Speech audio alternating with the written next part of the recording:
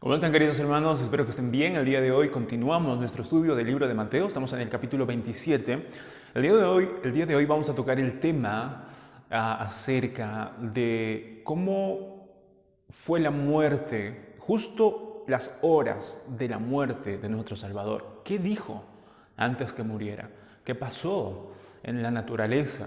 Vamos a ver todo eso en algunos versículos. Nos vamos a ir al versículo 45. Estamos en el capítulo 27 de Mateo, versículo 45. Y dice el texto que cuando ya crucificaron a Jesús, no se olviden que está crucificado alrededor de las 9 de la mañana, estaba ya él al lado de dos ladrones, quienes los estaban injuriando, los ladrones, aunque uno se arrepintió al final, pero también la gente que estaba alrededor le estaban injuriando, insultándolo, diciéndole: si tú bajas, recién vamos a creer en ti. O sea, no tenían ni siquiera la más mínima piedad o sentido común de poder ver a Cristo ahí crucificado, y aún así viéndolo crucificado, se burlaban de él. Pero miren lo que dice el versículo 45. Y desde la hora sexta hubo tinieblas sobre toda la tierra hasta la hora novena. Ustedes saben que el horario en la cultura judía era muy distinta a la nuestra. La hora sexta, para nosotros en este caso, sería alrededor del mediodía, las 12 del mediodía. Si desde las 9 de la mañana Jesús ya estaba crucificado, entonces a la hora sexta era a las 12 más o menos del mediodía, hasta las 3 de la tarde, porque la hora novena sería las 3 de la tarde para nosotros. Dice el texto que la tierra, algunas traducciones dicen que el lugar, el país, estaba llena de tinieblas. Hubo tinieblas sobre toda la tierra hasta la hora novena. No se sabe exactamente cómo es que o qué produjo que hubiera esas tinieblas en ese lugar. Es muy probable que haya sido en todo el país. No sabemos si había sido por un tema de eclipse. Algunos creen que el eclipse fue un evento en el cual el sol se oscureció, pero puede ser que también una tormenta haya empezado a cubrir ese lugar, de manera que también se pudo haber oscurecido. No se sabe exactamente. Lo que sí sabemos es que hubo tinieblas. Hubo tinieblas desde las 12 del mediodía hasta las 3 de la tarde. Y las tinieblas en el Antiguo Testamento siempre es un símbolo de juicio. Cuando hay tinieblas, siempre hay juicio. Es porque el Señor de alguna manera empieza y va a empezar a juzgar, a poder tomar o a poder arreglar las cuentas. Y podemos ver aquí que el Señor, en pleno sufrimiento, estando en la cruz, ya desde las 9 de la mañana, después de recibir incluso tantas cosas, tantos insultos, tantas injurias, tantas formas de burlarse de nuestro Salvador, recibiendo todo eso.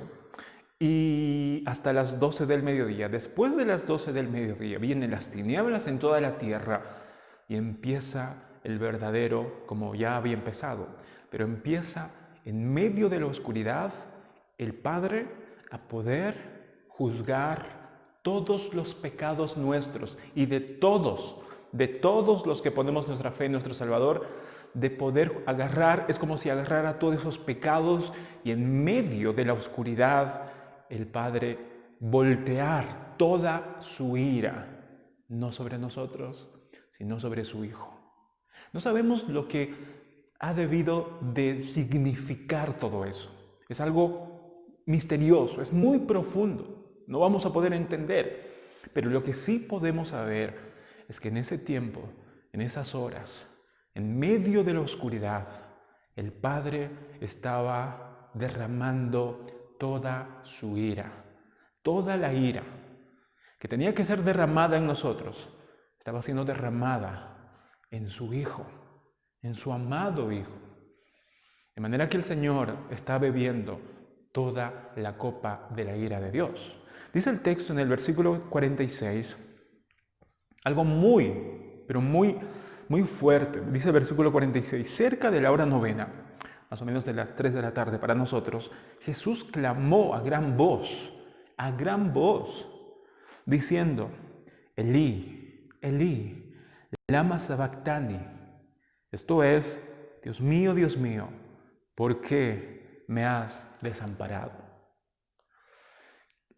En estos momentos es donde el Señor está pasando sus horas más terribles, de manera que Él clama, al igual que en el Salmo 22, justamente lo que el Señor habla aquí tiene mucho que ver con lo que dice el Salmo 22, y habla acerca de ese clamor de parte del Hijo, diciendo, Señor, Elí, Elí, Dios mío, ¿por qué me has desamparado? ¿Por qué me has desamparado?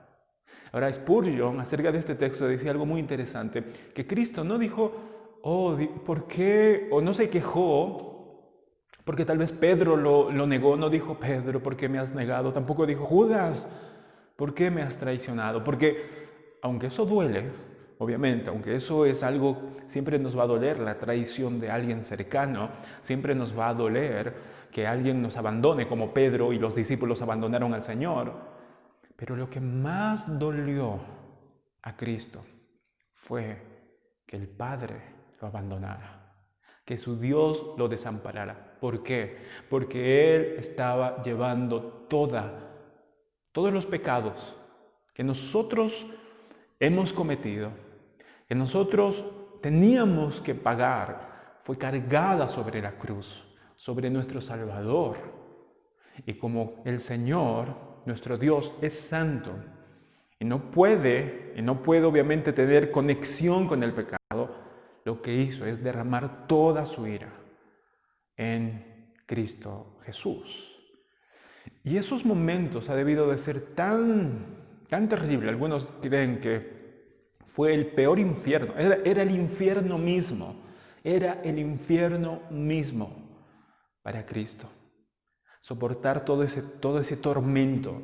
No solamente el tormento, no solamente el abandono de sus discípulos, no solamente la burla de su propio pueblo, sino que ahora tenía que experimentar el abandono de su Padre, de su Dios, por un tiempo. Hermanos, y cuando nosotros podemos entender de que lo que más duele no necesariamente es el abandono de las personas, duele, eso sí, duele que nos abandonen. Pero nadie que hemos conocido al Señor quisiéramos experimentar lo que significa ser abandonado por Dios. Ser abandonado por Dios. Eso es lo peor que le puede pasar a un hijo de Dios, y peor a Cristo, que estaba siempre las 24 horas del día en plena conexión con el Padre. Y que en ese momento, por llevar nuestros pecados, fuera separado nuestro Señor de su Padre amado, ha debido de ser el peor infierno que cualquiera puede experimentar. Y el Señor lo experimentó por cada uno de nosotros. Él experimentó todo eso, para que nosotros no fuéramos abandonados. Él fue abandonado, Él estuvo dispuesto a hacer y dejar que fuese abandonado por su propio Padre. ¿Para qué? Para que nosotros no fuésemos abandonados.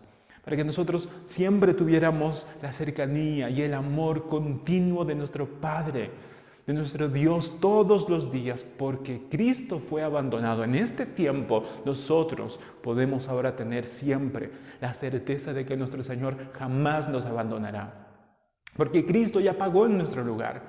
Así que podemos creer cuando el Señor nos dice en su palabra y nos promete que jamás Él nos dejará, jamás nos abandonará, estará con nosotros siempre. Y podemos creer eso porque Cristo lo compró en la cruz. La razón por la cual nosotros podemos estar seguros de que nuestro Señor jamás nos va a dejar es porque Él lo compró. Él lo compró en la cruz. Y le costó su propia vida, le costó todo el sufrimiento, cargar todo el pecado de cada uno de nosotros, todo el pecado. Y que fuera apartado y ser abandonado por el Padre.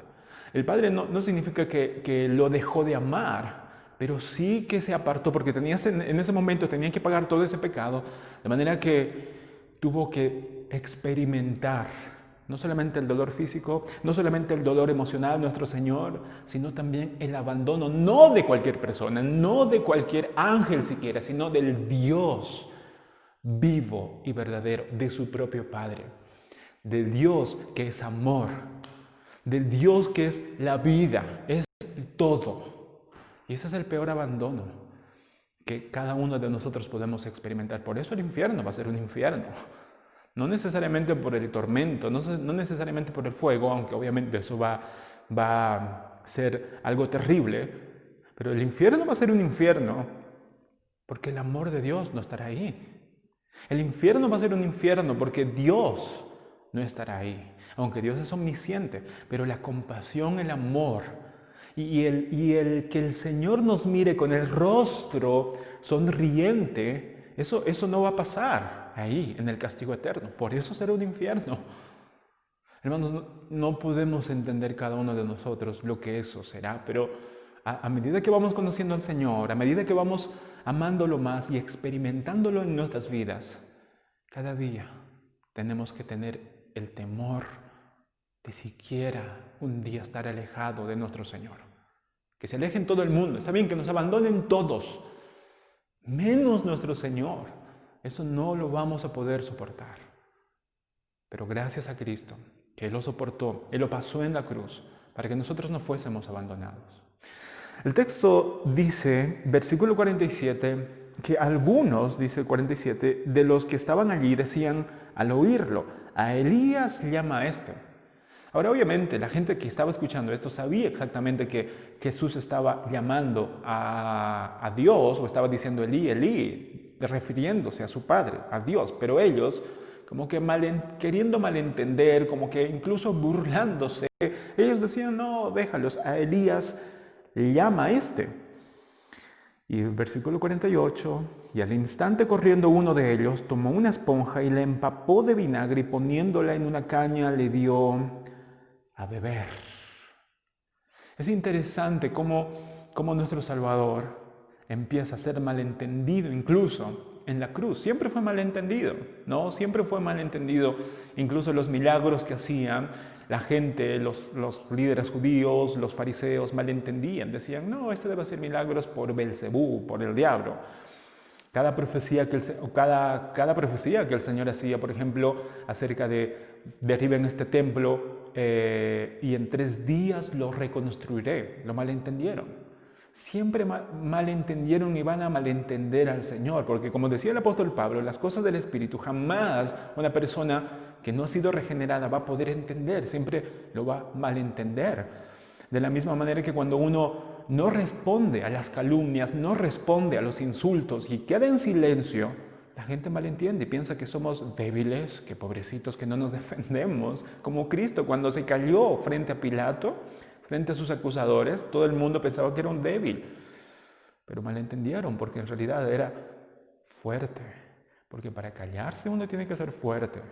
Para soportar y decir, Señor, ayúdame, dame paciencia. Uno tiene que ser fuerte. De manera que aquí también lo malinterpretaron al Señor. Como siempre, alguien llevó una esponja con vinagre, poniéndola en una caña, le dio a beber. Versículo 49, pero los otros decían, deja, veamos si viene Elías a librar, como un tono de burla. Versículo 50, mas Jesús, habiendo otra vez clamado a gran voz, entregó el Espíritu, ya más o menos 3 de la tarde. Y aunque aquí el autor, es decir, Mateo, lo relata de una manera directa, podemos ver más detalles justamente con Juan en su Evangelio, según Juan capítulo 19. Vamos a ver qué es lo que dijo antes de poder entregar su Espíritu. Si ustedes están con sus Biblias, pueden ir a Juan capítulo 19, versículo 30, que dice... Bueno, desde el 28 prácticamente, que es lo mismo, pero da más detalles, dice Juan, el apóstol Juan, en el capítulo 19, versículo 28. Después de esto, sabiendo Jesús que ya todo estaba consumado, dijo, para que la escritura se cumpliese, tengo sed. Y estaba allí una vasija llena de vinagre, entonces ellos empaparon en vinagre una esponja y poniéndola en un hisopo, se la acercaron a la boca. Y ahora el versículo 30. Cuando Jesús hubo tomado el vinagre, dijo, y esta es la última palabra, o la penúltima palabra, o mejor dicho, las últimas palabras, pero no eran unas palabras de derrota. Miren cómo el Señor terminó. Dice, cuando Jesús hubo tomado el vinagre, dijo, consumado es. Y habiendo inclinado la cabeza, entregó el Espíritu. La palabra consumado es, en el griego, es una sola palabra. Dice tetelestai, que es la palabra en griego, que implica se cumplió, ya está hecho. Es como cuando uno hace el trabajo y se cansa, pero al final ya termina de hacer todo ese trabajo tal cual le mandaron y dice, ya está, ya he terminado el trabajo, consumado es. Y entregó el Espíritu y murió. Y es algo impresionante porque podemos ver aquí a nuestro Señor que no fue muerto derrotado. Los demás que han sido crucificados generalmente morían por inconsciencia, porque ya no aguantaban el dolor y morían, ¿no? Desangrados. Pero nuestro Señor, la manera que murió fue muy distinta. Él murió con un grito de victoria y dijo, consumado es. Ya está, ya he pagado todo lo que mis hijos, mis hermanos debían. Yo ya lo he pagado. He pagado su libertad, he pagado su salvación. He pagado la entrada para que nosotros podamos tener esa relación y entrada libre a nuestro Padre Celestial. Cristo ya lo pagó. Y una vez que dijo ese grito de victoria, entregó el Espíritu y murió.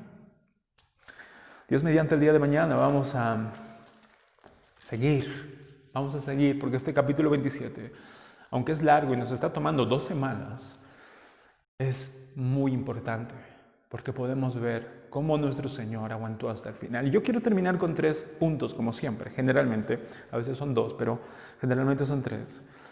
En primer lugar, queridos hermanos, en medio de la oscuridad, no olvidemos que en medio de la oscuridad nuestro Salvador fue juzgado por nuestros pecados, soportando no algunas, sino toda la ira de Dios en medio de la oscuridad. Para que nosotros ya no andemos en más oscuridad, nuestro Señor tuvo que estar en medio de la oscuridad y soportar toda la ira de Dios. Por eso es que nosotros, hermanos míos, somos tan privilegiados que podemos estar tranquilos y en paz y decir, nunca voy a ser abandonado por mi Señor. ¿Por qué? Porque mi Cristo ya fue abandonado por nosotros. Y eso nos tiene que llenar de gratitud y también nos tiene que llenar de gozo, pero también de santo temor, diciendo, Señor, mira lo que me has regalado. Mira tanto que me has dado. Me has dado el privilegio de estar en paz, con gozo y tranquilidad, de saber de que mi Padre, mi Señor, nunca me abandonará porque mi Cristo ya fue abandonado. Número 2, y habla acerca de eso. Hermanos, no tenga tanto miedo al usted ser abandonado por un ser humano, por una persona, por muy querida incluso que es esa persona. Porque con la ayuda de Dios uno lo puede soportar, incluso lo puede superar. A veces la pérdida, el abandono de un ser querido, cuando muere, es muy doloroso. Tal vez amigos que nos abandonan, hermanos también que nos pueden abandonar, es doloroso. Pero con la ayuda del Señor uno lo puede sobrellevar e incluso lo puede superar. Pero no tengamos miedo de eso, al contrario, hermanos, tengamos temor de lo otro. ¿De qué? De que nosotros podamos siquiera pasar un tiempo, aunque sea corto, de ser abandonados, no por el ser humano, sino por Dios. Ay de nosotros, queridos hermanos, si Dios nos abandonara, nuestra vida se iría. Nuestro gozo se iría. ¿Por qué? Porque Dios es vida. Dios es la fuente de gozo. Dios es la fuente de paz. Y si Dios nos abandona, no tenemos paz. Si Dios nos abandonara, no tendríamos gozo, no tendríamos la fuente de gozo. Podemos estar riendo, pero la fuente es una fuente que produce gozo. Hay gente que está conforme con un balde de agua, de alegría, de gozo, con un vaso de risas y de placeres. Allá ellos, porque se le va a acabar. Pero el Hijo de Dios, cuando tiene a Dios en su corazón, no tiene un vaso, no tiene un balde de placeres, de gozo, tiene la fuente que no se acaba, de gozo, de paz, de vida en abundancia. Y cuando nosotros, si es que fuésemos abandonados por Dios, bueno, esa fuente nos abandonaría y ya no tendríamos más gozo, tendríamos que estar mendigando por un placer, por un vaso de placer, por un balde de alegría, pero se nos va a acabar, como la mujer samaritana, que tenemos que ir todos los días mendigando un poco de agua. Pero el que tiene a Dios, tiene la fuente de gozo, tiene la fuente de vida. Tenemos que tener temor de que nos abandone eso. Y sabemos que por Cristo jamás vamos a ser abandonados por Dios, pero nosotros muchas veces, nos apartamos. Nos apartamos de esa fuente de gozo, nos apartamos de esa fuente de vida, nos apartamos de esa fuente de paz. Y lo cambiamos por baldes y aguas y vasos de placeres momentáneos. Por eso digo, podemos, creo yo, soportar la pérdida del ser más querido. Nos va a doler, vamos a llorar, pero con la ayuda de Dios vamos a superarlo, porque con nosotros está esa fuente de paz, de gozo, de consuelo. Pero si perdiéramos, hermanos míos, si perdiéramos a Dios, si Dios nos abandonara, ¿qué sería de nosotros?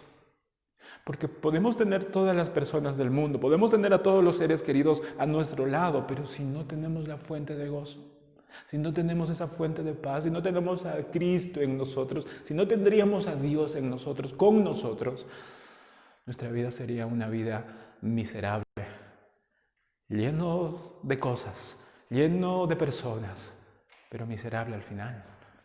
Porque la vida se iría, porque Dios es vida. El amor se iría, porque Dios es amor. La paz iría, porque Dios es paz. Así que, hermanos míos, cuidemos nuestra relación con la fuente de gozo, con la fuente de paz que es nuestro Dios y nuestro Padre. Y no tengamos miedo al abandono de las personas, porque va a ocurrir más temprano que tarde, vamos a perder seres queridos.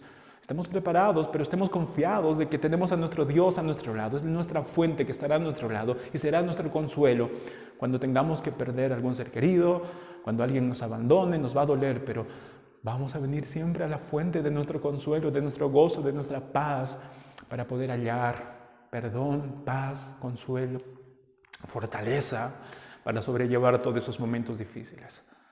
Nuestro Señor fue abandonado para que nosotros no fuésemos abandonados por nuestro Padre. Y eso es algo que jamás vamos a poder pagar, pero que siempre tenemos que recordar. Siempre tenemos que recordar.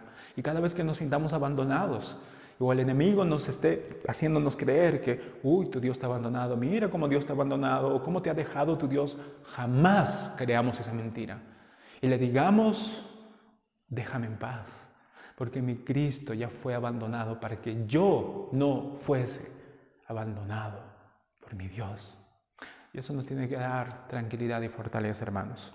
Y en tercer lugar, queridos hermanos, cuando nuestro Salvador murió, no murió derrotado, sino que antes que Él entregara su espíritu, dijo, consumado es, hecho ya está. Incluso cuando nuestro Señor murió, la muerte tal vez quiso festejar y quiso decir, ya te vencí. No pudo, porque nuestro Señor incluso cuando murió, Él murió con un grito de victoria diciendo, ya he pagado, ya está consumado, ya terminó todo, ya he hecho el trabajo, ya cumplí mi misión aquí, consumado es, y entregó su espíritu. Y yo creo, hermanos, que esto, una vez que entendamos, nos va a hacer rendir en adoración y en gratitud, y con más gozo vamos a poder cantar al Señor, con más gozo vamos a poder alabarle. Ya no va a ser nuestra alabanza tan insípida, tan seca, tan falto de corazón, sino al contrario, ahora será lleno de corazón, lleno de gozo, lleno de gratitud al poder saber que nuestro Señor cumplió todo, Él pagó todo. No debemos nada a nuestro Padre. Ya no tenemos por qué pasar ese momento de juicio de tinieblas, no tenemos por qué recibir toda la ira de Dios, porque Cristo ya lo recibió por nosotros. De manera que podemos estar completamente agradecidos. Pero una de las cosas que también creo que nos va a ayudar al poder conocer y entender que nuestro Salvador, antes de entregar su Espíritu, dijo consumado es que nos ayudará a nosotros a que queramos también decir esas mismas palabras antes de nosotros entregar nuestro espíritu.